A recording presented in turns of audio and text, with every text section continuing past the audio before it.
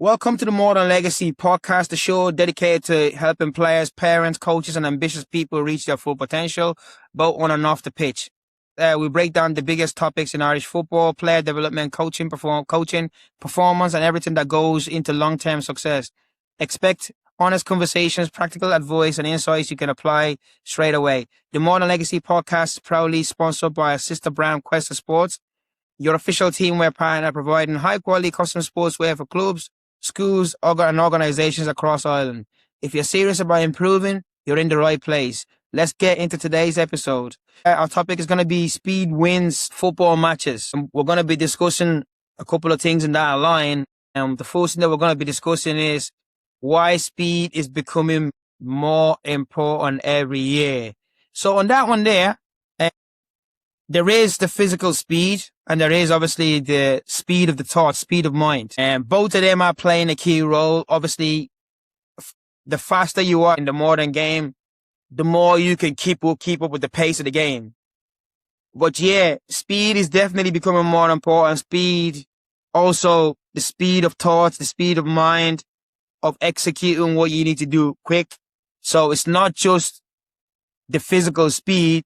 When we say speed wins in football matches, yes, it's a combination of mental sharpness and physical sharpness, And what about yourself, Oshin?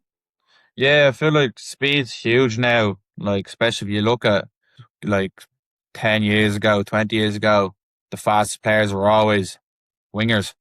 Whereas nowadays you have centre backs being some of the fastest players in the world, centre mids, full backs. The game's now become a lot of counter-attacking situations. So speed is vital for teams now. They're always looking for the fastest players, the quickest players off the go to get them the most benefits and the biggest advantage they possibly can. Excellent. Acceleration versus max velocity. So you're educating the people out there about acceleration, the difference between acceleration and max velocity. These are two very important components when it comes to speed. So acceleration, when we coach, we don't just coach one running mechanics. Acceleration, like we said, is the starting point. So wherever you start from, to maybe 0 to 5, 0 to 10, when you need to win a tackle or when you need to go by somebody, you need acceleration. And obviously then having the max velocity, which people call the top end speed, which means maximum velocity. So that means your maximum. So these are both running mechanics that you need to be a footballer, because if you only have one or the other, you will still miss out on getting to your maximum potential. What have you say that? Yeah, I feel like it's huge now. Kind of, you can be as fast as you want, but if your acceleration phase is quite poor and takes you 15 yards to get to your top speed, it's going to slow you down compared to someone who might be 5 yards slower than you, but gets their top speed in 3 or 4 strides and can allow themselves to get quick off the go. It's huge to improve on both acceleration and your max velocity, but your acceleration phase is a massive point to it. And I only noticed that once I started training and working on it, how much of a big difference it makes. Spot on. Yeah. Because in football, it's people probably say 60-40 or 70-30. Acceleration 70% of the time and max velocity 30% of the time. So you're spot on. If you're not having that leaning body forward and driving out, you're going to lose most of the possession. If you're too straight up, the person leaning forward have gone in and gone the ball or whatever gone by you. So it's huge. It's huge in the modern day football. We have that as part of our coaching methodology, which is brilliant for our players because they're improving both phases of the sprinting phase, Football speed isn't just running fast. What have you got about that one? Yeah, I agree with that statement 100%. Just because you're fast doesn't mean it's going to benefit you all the time in football. Obviously, it will in situations, but some situations call for kind of being relaxed. A prime example of that is Messi. 90% of the game, he just spends kind of on a slight jog, walking around the pitch. But to the naked eye, to the average person, they've looked at that going, well, he's not offering anything because he's not running everywhere. He's not being explosive. Whereas those little movements is what's creating the space and the chances for him to get the ball, spin, play the passes, get the shots off. So not everything has to be done at 100%. You've got to pick your moments of when to be at full effort and when to kind of just move around, create space for yourself. Yeah, football speed isn't just running fast. There's running with the ball and then there's dribbling with the ball. So, but you need to be able to sprint with the ball as well as off it. So it's a combination of both dribbling with the ball. It's more like when obviously there's loads of players marking you, you're gonna have to get around a few players. And then obviously running with the ball is when you got loads of space in front of you, you can knock it and chase it down. You know what I mean? So there are variable speed, because if it was just all about speed, then Usain Bolt would be a Premier League player. Yeah. You know what I mean? But it's not about that. It's about dribbling with the ball at speed. It's about running with the ball at speed. It's about running off the ball at speed. So they are different rhythm. It's like dancing. Football is like dancing. There's different rhythm that you gotta go into. So yeah, football speed isn't just running fast. There's different rhythm that you gotta get into to be successful at it. So we got a strength and power development. Yeah, it's very, very overlooked, I feel, especially in sort of strength and conditioning phases. It's kind of not focused on too much, but it can make a huge difference if done correctly and implemented right into the correct training schedule. Like I've seen lads take their speed and their acceleration to the next level with training that kind of stuff. So I feel like it's overshadowed by everything else, but it's just as, if not more important than the rest of the stuff you'd be training with. Yeah, absolutely. Like obviously, like we do a couple of blocks where we do strength and power sessions and stuff like that. You could do plyometrics. Do you know what I mean? When you're younger kids, just plyometrics, just jumping, explosively jumping. Mm. That's strength and power. Do you know what I mean? And then obviously as they get older, and you can maybe load it with some weights or whatever in the gym itself. You know what I mean? When they're going into the S&C coaches, a simple thing as plyometric jumps and stuff like that will help that development. But what you don't want is a kid that's never done a jump before. Do you know what I Yeah, mean? They need to be doing it because look, that's where the strength and power comes from. Little thing like, bounding or squat, jump, land, all these little things, or vertical jumps. Any of those kind of movements will definitely improve their strength and power without a shadow of a doubt. We've got maybe 2 or 3 questions to fly through here, Oshin. So the first one is, can speed actually be improved?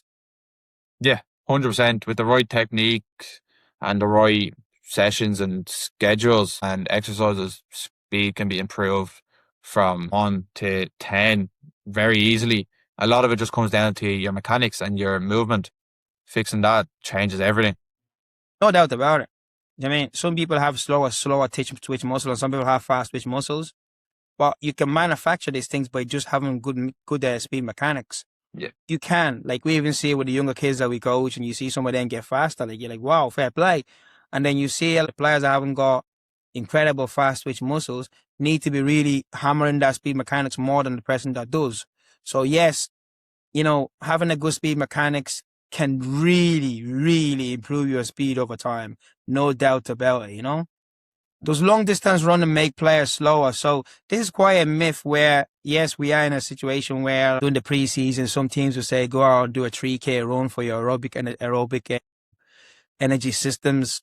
You know, that is, you're not sprinting. You can't sprint 3K. Well, you can, obviously, if you're one of the Ethiopian runners that are winning the marathon and stuff like that, they're machines. But, long distance running, what I classify as long distance, I'm not talking about 20K or whatever, but I'm talking about 5K runs or stuff like that. I still believe in those, even though we have modern day methodology where you can do sprint to recovery ratio. So people are doing like a hybrid training where you combine the aerobic and aerobic training. But I still believe, like, during the off season, even during in season, mid seasons, where you need to crank up the aerobic capacity. If you realize, look, my team is not fit, we're not fit enough, we're not lasting 90 minutes. Well, don't be wasting your time. I even see some young kids. There is a young kid that came to our academy camp this week.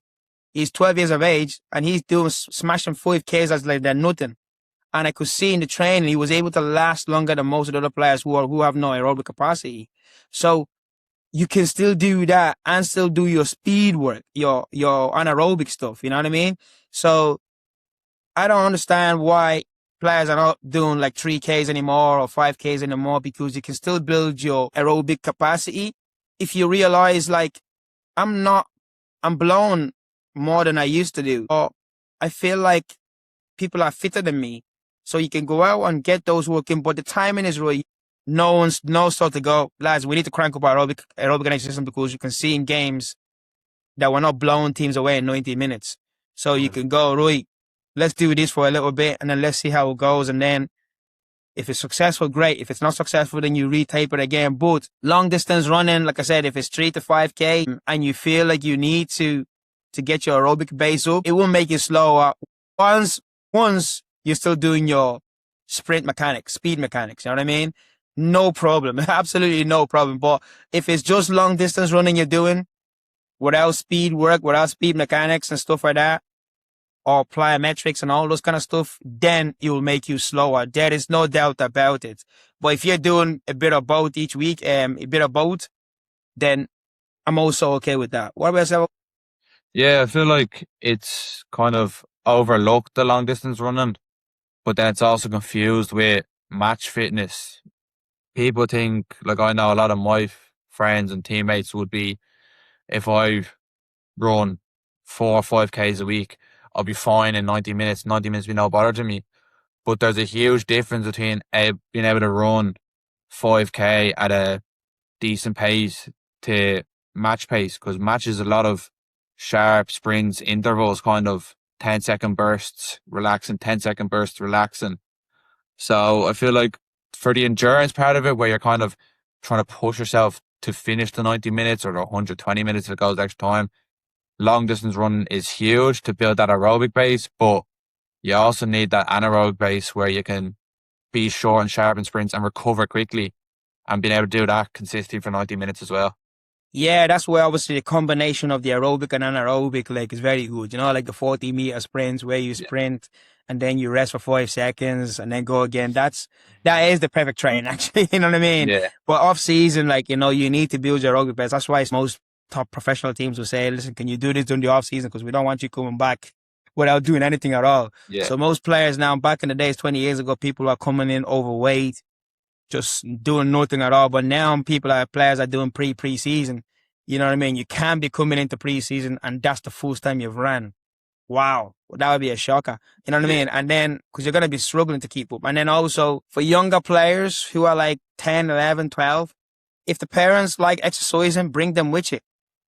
Like, it's going to help their football. There's no doubt about it. If you're going for a run, bring them with you. Make them part of it.